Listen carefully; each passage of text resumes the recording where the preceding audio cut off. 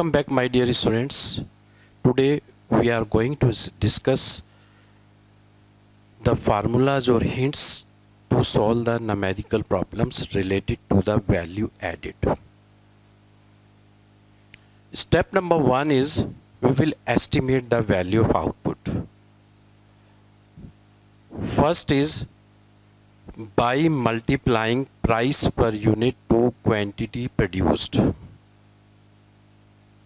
or by adding sales and change in stock. Change in stock is the difference between closing stock and opening stock. Closing stock अगर ज़्यादा होता है opening stock से तो इसे कहते हैं increase in stock.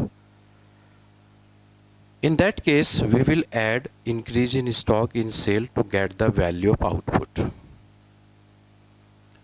When the opening stock is greater than closing stock, then this is called decrease in stock. In that case, we will subtract from sale to get the value of output. अगर closing stock और opening stock अलग अलग दिए हैं तो closing stock में से opening stock minus कर दीजिएगा, you will get change in stock.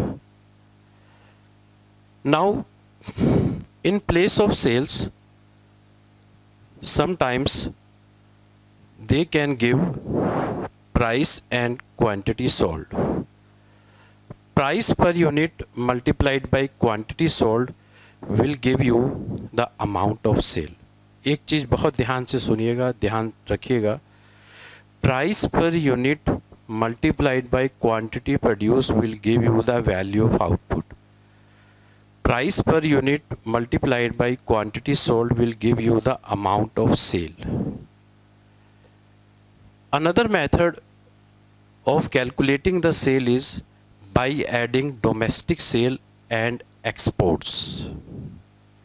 Domestic sale means जो हमने अपनी डोमेस्टिक टेरिटरी में बेचा, उस फर्म ने जो भी डोमेस्टिक टेरिटरी में सेल किया, that is called domestic sale. और जो उसने बाहर नॉन रेजिडेंट को या बाहर देशों में बेचा, उसे हम एक्सपोर्ट्स कहते हैं. दोनों को ऐड कर दिए, you will get the amount of sale. Step number 2, we will estimate the value added, technically gross value added at market price. This is the difference between value of output and intermediate consumption. अब आपका question हो सकता है कि what is intermediate consumption? The firm purchases so many inputs other than land, labor, capital, entrepreneur. These are called secondary inputs, like raw material, electricity, etc. Expenditure on these type of inputs, expenditure on intermediate goods is known as intermediate consumption या intermediate cost. जब आप value of output में से IC minus कर देते हैं तो इसे कहते हैं gross value added eight market price. अब आप आते हैं हम स्टेप नंबर 3 पर. अब अगर आपको जीवी एट एमपी के अलावा कुछ पूछा गया है तो net value added eight factor cost आप कैसे निकाल सकते हैं gross value added market price से. तो हमें ग्रॉस से नेट पर जाना है, तो gross minus depreciation will give you the net value.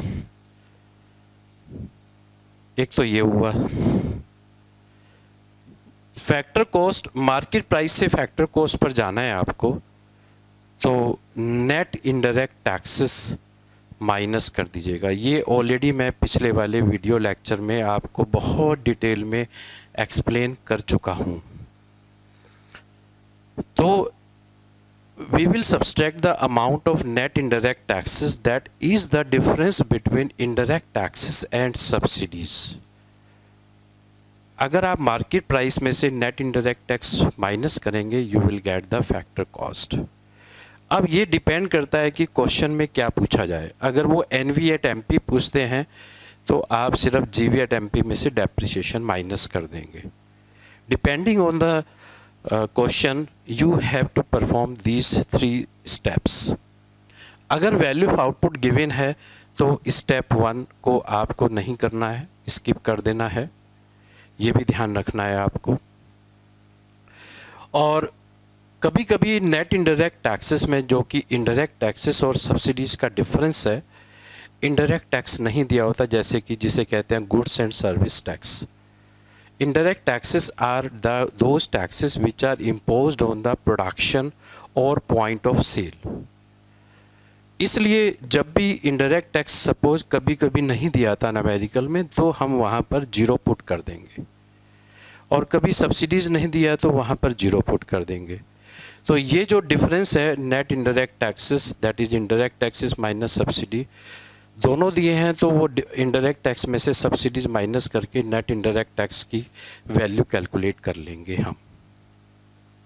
तो इस तरह से आप थोड़ा ये सिंपल हो जाएगा। और वीडियो लेक्चर में हम कुछ न्यूमेरिकल्स करेंगे, तो वेट करिए।